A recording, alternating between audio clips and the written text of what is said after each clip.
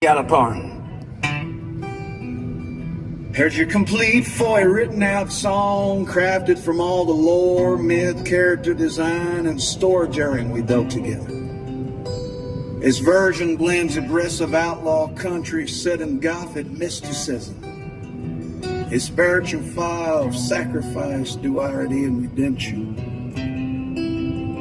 It tells the legend of a lone skull knight rider who beat the devil in a duel, only to become Terlingua's eternal guardian.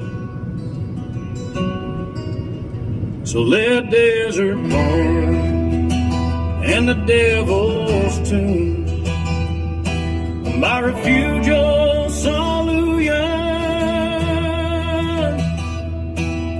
the legend of Terlingua.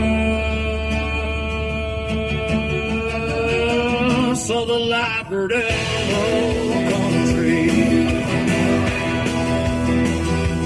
you say the devil still rides through Terlingua at night,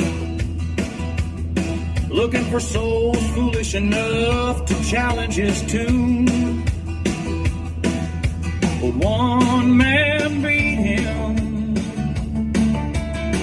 and he paid the price.